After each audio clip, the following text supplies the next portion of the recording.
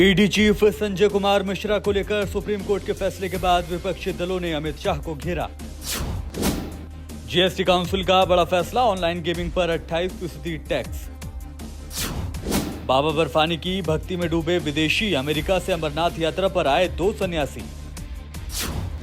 ब्रजभूषण शरण सिंह की बढ़ सकती है मुश्किलें, दिल्ली पुलिस ने लगाई चार्जशीट।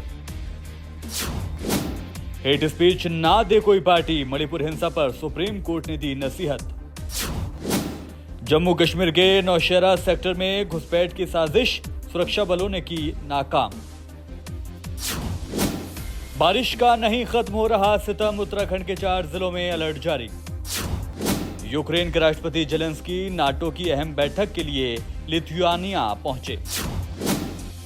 अमित शाह से मिले पूर्व केंद्रीय मंत्री नागमणि, बिहार में गठबंधन को लेकर हुई बात। दिल्ली में लगातार खतरे के निशान से ऊपर यमुना, शाम 6 बजे तक 206 मीटर से ज्यादा था जलस्तर। दिल्ली के मंत्री सौरभ भारद्वाज का बड़ा इल्जाम, आम आदमी पार्टी के दफ्तर की जासूसी का लगाया आरोप। गुजरात में रिटायर्ड आईएएस एसके लांगा गिरफ्तार, सरकारी खजाने के दुरुपयोग का इल्जाम। बंगाल ग्राम पंचायत चुनाव में एआईएमआईएम ने मुर्शिदाबाद और मालदा में जीत की दर्ज। महिला टी20 क्रिकेट में भारत ने बांग्लादेश को 8 रनों से हराया, 2-0 से जीती सीरीज। बारिश की वजह से हिमाचल में एचपीएएस की परीक्षा रद्द, 23 जुलाई को था एग्जाम। धर्मगुरु दलाई लामा आज पहुंचे लेह, 45 दिनों तक रहेंगे यहीं। बिहार के लिए बारिश का अलर्ट जारी, 11 से 13 जुलाई के बीच होगी भारी बारिश। सुप्रीम कोर्ट में बिल्किस बानो केस की अगली सुनवाई अब 17 जुलाई को होगी।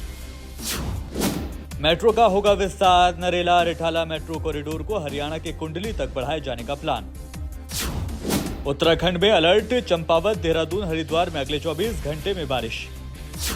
बारिश से दिल्ली का हाल बेहाल, एम्स के इमरजेंसी वार्ड में भरा पानी। गुजरात में गिर सोमनाथ में तेंदुआ का आतंक, हमले में 2 लोग घायल।